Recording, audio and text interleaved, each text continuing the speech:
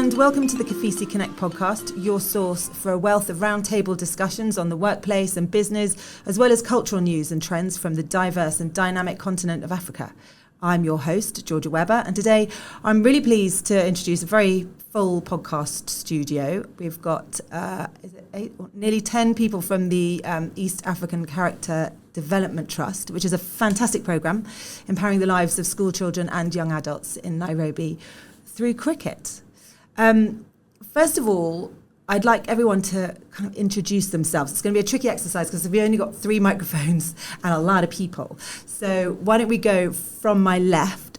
My name is Dennis Mora. I was in Dr. Agri Primary School as a beneficiary, and now I'm working with the EACDT as a PR. My name is Esther Vuguza. I'm a beneficiary of EACDT, currently working at Safari Lounge as a roaster and a barista. My name is Lavenda Levitsa, currently playing the national team, one of the beneficiaries of EACDT, and currently also a coach.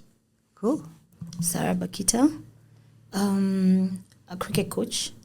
I used to work with EACDT for 9 years, current Nigeria under-19 cricket team coach.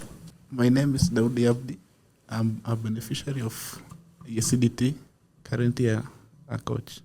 My name's David Waters. I'm one of the founding directors of the East Africa Character Development Trust, which we set up actually 14 years ago, and I'm based in Nairobi.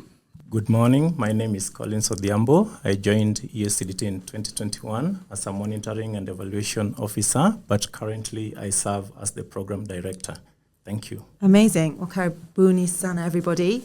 David, maybe I'll start with you. Could you just give us a quick overview of what EACDT does and how it came to focus on, I suppose, using cricket as a tool for empowering children? Indeed. When we first set up the charity, it's a UK registered charity, but we're obviously based in Nairobi.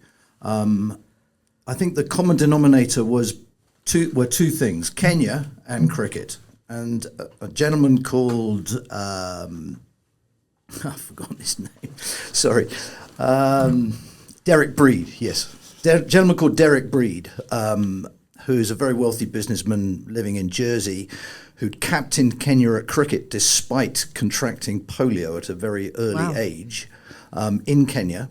Fought back from that and captained cricket, wanted to give something back to cricket and Kenya. Took me to one side one day when I was in London because I'd set up a junior development program in Nairobi for young Kenyan boys, mainly boys in those days, and girls, and said to me, if we formalize this as a UK registered charity that he would set up, would I be interested in scaling up what we were doing with 25 or 30 kids to get to hundreds of kids? And I said, well, here's my arm, bite it off. I mean, this was a wonderful opportunity of actually expanding what the program was. Initially, literally for only about 2 months, cricket was going to be the focus. But very quickly, both Derek and myself and 1 or 2 of the other trustees realized that we had an opportunity of using cricket to make much more of a social impact on people's lives. Okay. And we changed our focus, I should say, from sport and cricket to character development and life skills, focusing on life skills like curiosity, determination, gratitude, optimism, self-control, social intelligence, and integrity. All of those are attributes that contribute to people's lives. And if they have those attributes, they make a much bigger impact on their own life and also their community, their family, their schools, or whatever. But cricket is a game that has so many different facets, which those attributes can be used and contribute to the game of cricket. And so we use cricket as the mechanism for delivering our program. So it's not about creating great players necessarily, although, I mean, the room is testament to the fact that you have. Absolutely. Yeah, as you will hear from some of those people later on, cricket is a happy byproduct. Right. We are focusing on community character development, but cricket is a byproduct. And as you say, we have in this room 2 or 3 people.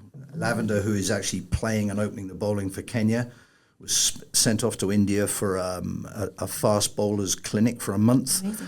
And you have Daudi Abdi, who plays for our Kenya Congolese cricket team in the league, was one of the leading wicket takers for the club last year. So we are producing cricketers, but more importantly, we're producing people that are contributing to their society. And Collins, maybe you can kind of tell me a little bit about why cricket. Why not football? Why not maybe, I don't know, rugby? What's unique, or what do you think has the sport of cricket has that enables you to foster different life skills?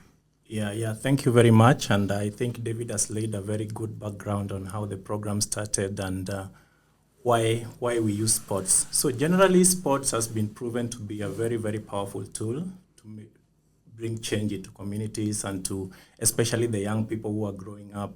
Sports brings fun, it brings something they love, something they develop passion about.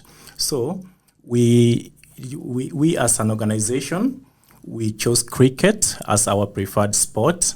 And why cricket? Because you find that cricket is a game that brings on board individual contribution, collective contribution. Cricket is a game whereby you cannot succeed on your own. You have to be a team player. And then cricket requires a lot of leadership, requires us on-pitch participation, off-the-pitch participation. So you find that if you bring all this together, cricket becomes a very, very, very good tool to deliver character education. And actually cricket, very well, is a game that embraces the key character traits that David has talked about.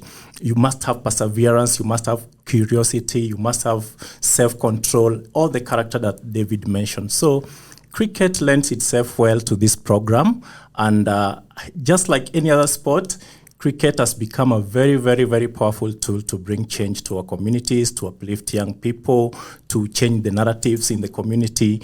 And let me tell you something about cricket. Before this program started, many of our kids in the community didn't know anything about cricket. They thought cricket was an insect. Actually, I love that joke. David remembers very well how this... Yes, that doodle, that small cricket, that small animal. So, and then when the community started learning about cricket, about cricket, they branded it as a game for the rich, for the privileged.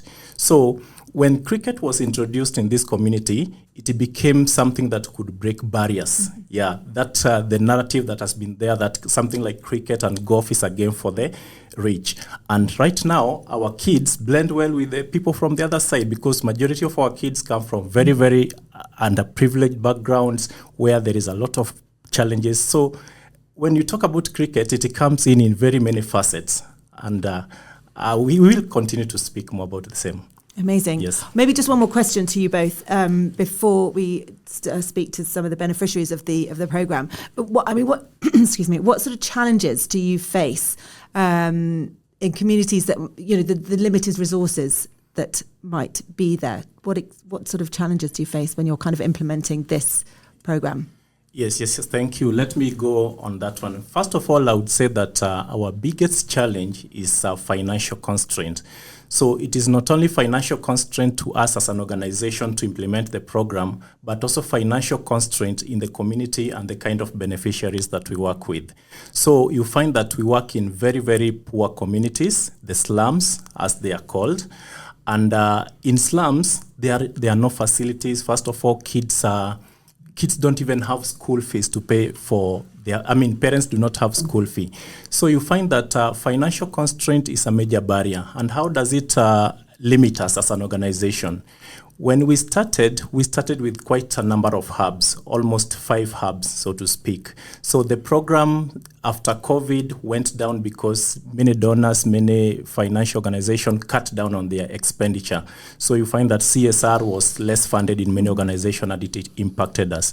So we had to close a hub. We started with a hub called Kangemi, unfortunately, and then we went ahead and closed another hub called Isinya, not because there are any other challenges, but because of financial constraints. Actually, on the contrary, the kids and the community people, they want us to go even into other school. Other teachers from other school requesting teachers in the schools that we work with, why can't you talk to those people to bring the program in our school? Kids from other school, when we go into the community, requesting us to expand, but we can't move on because our hands are limited, because this is a program whereby you rely on finances to have the equipment, to pay the character tutors, to pay the coaches in order to implement the program. So that is one of the challenges. But another challenge, again, that we face working in those communities is that we are working with people who are very, very, very deprived in terms of resources, in terms of health, kids who are a community that is disease burdened, a lot of HIV in our communities, and various diseases. As you know it in the slum, that's where the disease burden is greatest. So you work with people who, when you go in at first, they are hungry. They don't have school fees. So they look up to you as somebody who can come and not only implement what you want to implement, but help them solve these other problems. But I'm very glad that EACDT, since we came on board, well-wishers have partnered with us. We've been able to provide, kids have gotten school fees out of our partnership with well-wishers. We've contributed to building libraries, for example, restocking that libraries with our partners. We've again given desks to classrooms. So you find that the main challenge that we have is that there is a lot of expectation. And then because of that, many NGOs work in our communities, there is dependency. So it becomes quite a challenge to tell people that, this is the roadmap, this is what we want to do. We want to bring values into these kids. We want to develop them as young, responsible citizens of this nation. Well, they agree, they welcome that, but then they tell you, we are hungry, we don't have school fees. So that one becomes a bit of a challenge.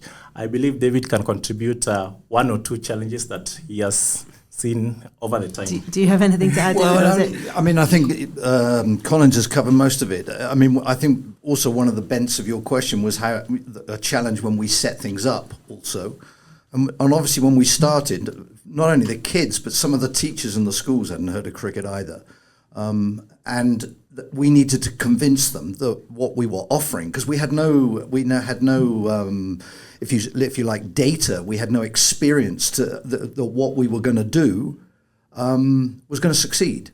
So the head teachers of the schools that we first joined with took a leap of faith when we went round and said, look, we are going to come and help you with this, we'll provide all the equipment, etc., etc. And they took that leap of faith, and we're very grateful to them, because as a result of that leap of faith, the program not only was established, but we ended up with 5 or 6 hubs. I mentioned earlier on that I had run a development program with 50 kids. We're now working with up to 6,000 boys and girls a week. And so the scale that we had our ambition to scale up to has definitely been achieved. We've worked with over 16,000 children since we started. Collins is right. It is all about finance. We are desperate for more corporate donors. And the challenge is not trying to get people to buy into what we're doing. The challenge is we don't have enough money. If we had enough money, we could double or triple what we're doing and expand it throughout not only Kenya, but East Africa. It is all about financial resources. Yeah. Sarah, perhaps you can tell us, as the Nigerian cricket coach, congratulations, well done. But you're coaching the wrong side, aren't you? So tell me about how your life, I suppose, has been impacted, and kind of what you see kind of coming through, not for Nigeria but for Kenya, from the program.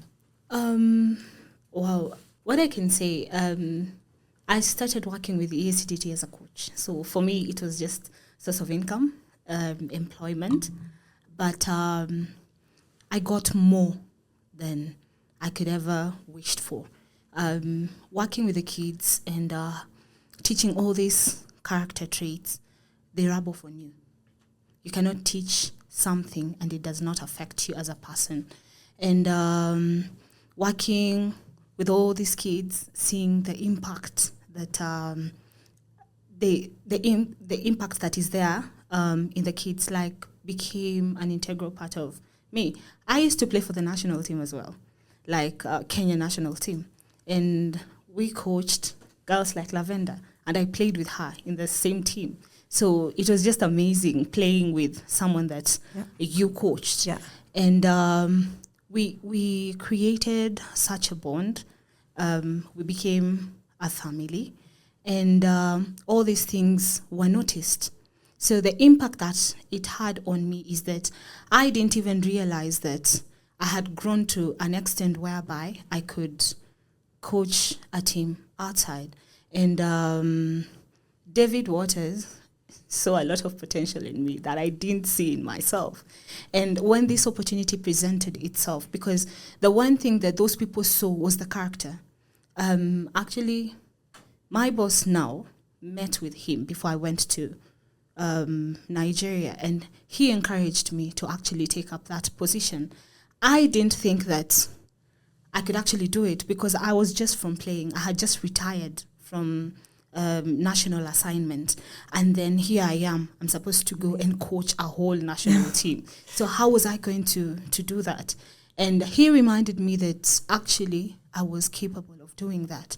And when my boss, my current boss now, came and met with him, he told him that there's something that he saw in me. It's the character. It's how I handled the team. It's how I mingled with the team. And there's something that he wanted me to go and impact in Nigeria. So that would not have happened if I had not had 9 years of experience with character. Amazing. Education, So just impacting other people, it in turn impacted me as a person. Okay. And who I am today, I highly attribute it to EACDT. Well, great. Yeah. Oh, amazing story. So Dada, you're still playing cricket, and Lavender, you're obviously still playing cricket. Can I just maybe talk to you a little bit about, although cricket isn't the be all and end all or the end game necessarily, it'd be great to understand kind of how you, I suppose, grew into the game, what you like about the game. Who wants to start? I started the game like 8 years ago, and when I was in Kaongore Primary, EACDT has created a chance for me to I've traveled to many places, like over 9 countries. Oh my gosh! And 2 of them are overseas. Wow! So where have you been to? I've been to Zimbabwe, Uganda, Nigeria, Zimbabwe, Uganda, Rwanda, Malaysia, India. Wow. And this is all playing for Kenya? Yeah. How extraordinary. Cool. Also, the character development have made me socialize with many people. Okay. When I have questions, I have to ask. That's curiosity under the program. And many things, I've been so determined and so focused. That's why I love cricket, because now, back in my background, many people are into crime, like drugs and everything. But EACDT has created a chance for me. Instead of doing those things, I can go for the program, learn new things, come impact also my friends and everyone at the back in my background. Yeah. Amazing.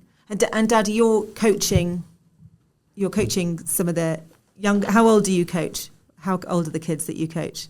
Are they big? 6 to 10. 6 to 10. And tell me when they first get handed a cricket ball, what's their sort of understanding of it, and how quickly do people kind of catch on and start really enjoying the game?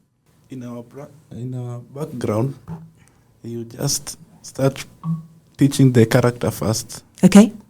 In the slums area, most of the people have that passion of the game because they don't understand even what cricket is. Mm-hmm. To me, cricket mean a lot. Starting from me, cricket has changed my life. Even I cannot say that much. But for you now, understanding how much it's changed your life, making sure that the same happens to the children that you're looking after, that you're coaching, that must be a pretty special feeling. Yeah. Amazing. Cricket obviously doesn't kind of, you don't have to enjoy it. Esther, you've definitely benefited from the kind of the wider remit of EACDT. Tell us a little about your life story. Okay. For me, I'm not into like the field. So for me, I picked the character traits from the EACDT. So like for me, first of all, I'd say I work with three characters. That's determination, gratitude, and curiosity. So when I left school, actually didn't know I'll become a barista and a roaster. But having the three characters, first of all, curiosity. When I joined Safari Lounge, I really wanted to like learn, but then I was like, I didn't know anything about coffee. So I was like, in this coffee field, what am I gonna do? Where will it lead me into? But having curiosity in mind, like I want to know how coffee will, after being in green bean form to the last product. Then having determination, like you push yourself, you tell yourself like, I want to be like that person. I want to even go higher than maybe where he is or where she is. Then another one is gratitude. I'm so much thankful to EACDT. They have really played a big role to me as a person. For where I am right now to the greater heights I'm going, I'm really thankful to them. Fantastic. Thank you. And Dennis as well. Tell me a little bit about your story. As for me, the same way our story link up together, because we are all in this almost the same background.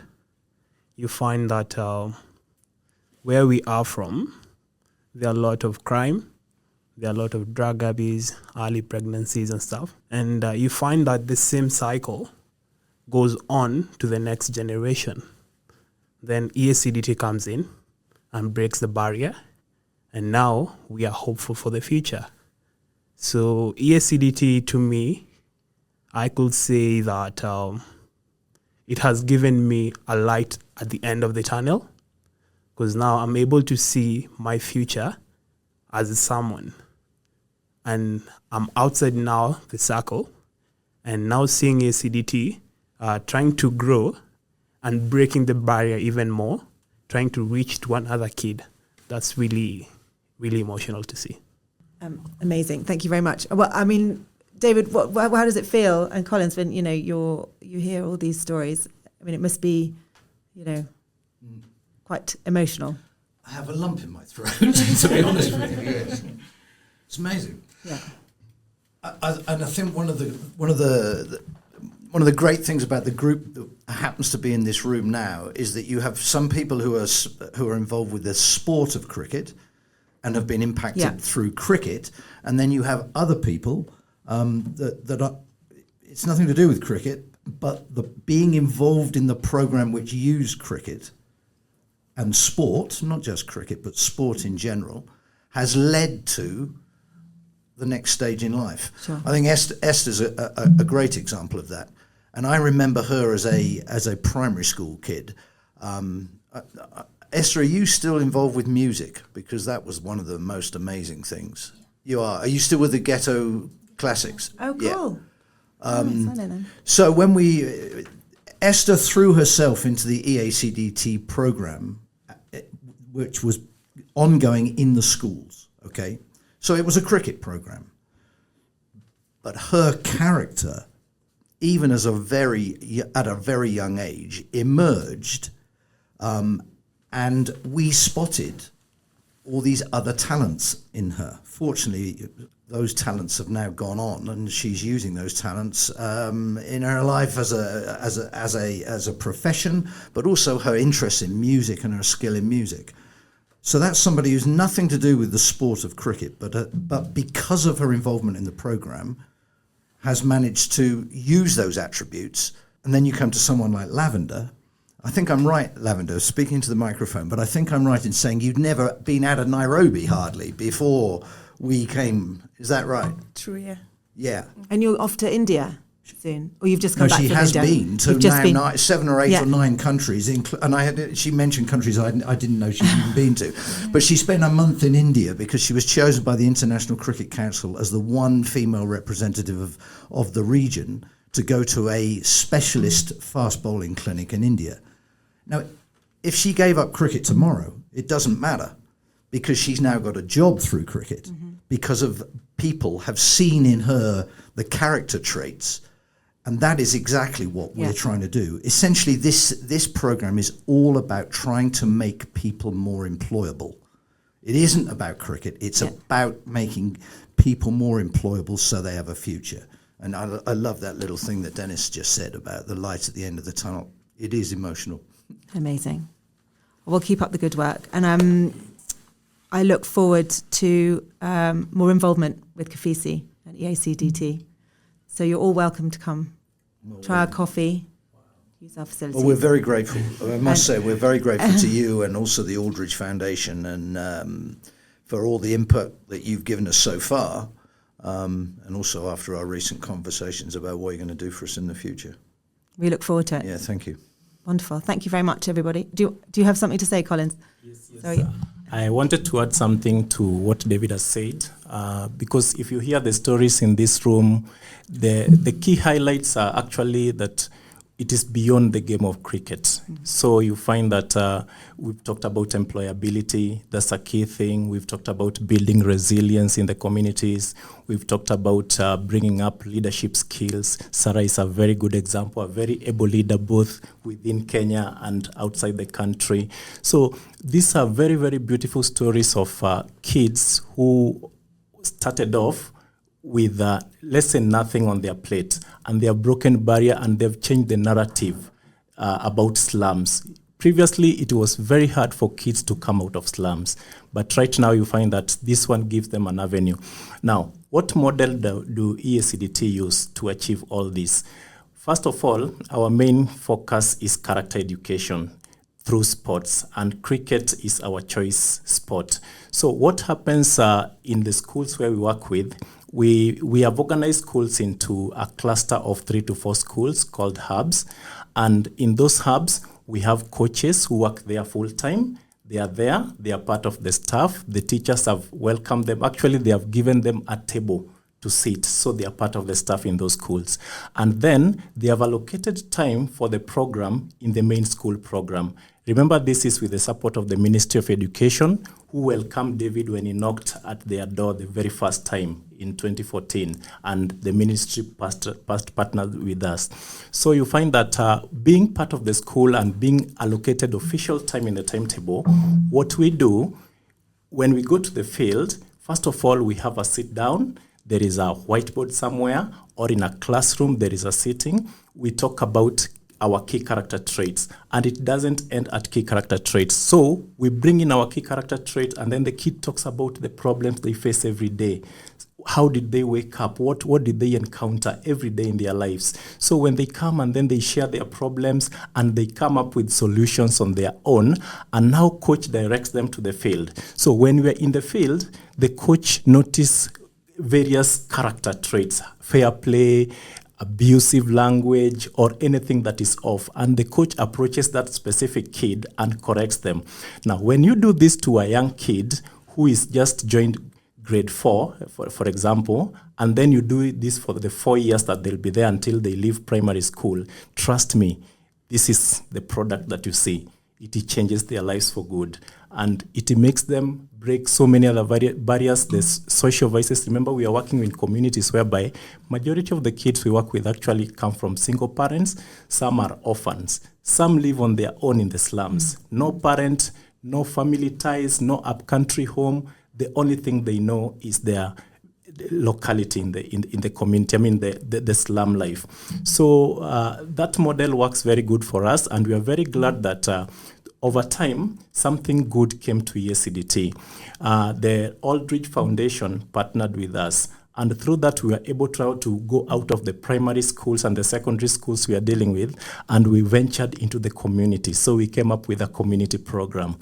Using the same model that we use in school, character first, then we play the game. Gain a value, have fun, and then influence others. Influence others within the school, within the community, and then outside the community. So right now we have 2 community centers that are majorly focused on youth that have existed, alumni of our program, at the same time trying to bring other youths who never got advantage to go into our primary school to come and interact with the program and build their character. We've seen so much change. Fantastic. And right now, the community want us to expand. But again, we go back to the same question, Sure. Finances. Absolutely. So Okay. we really love this beautiful story, this community that we've built together as a team, our beneficiary, the management, the community, even the chiefs there are part Fantastic. of our program. Can you imagine that? Amazing. The chief supporting what we do, the village elder supporting what we do and encouraging us to move on and being our eyes on trying to make sure that whatever we impart in this youth and these young kids, it is embedded deeply into them. Brilliant. Thank you. Well, I think we can end there. Fantastic final words from you, Colin, and well done. And thank you all for coming in and taking part in the KOFISI Connect podcast. And I wish you all the best in the future. Hope to see you very soon. Thank you. Thank you.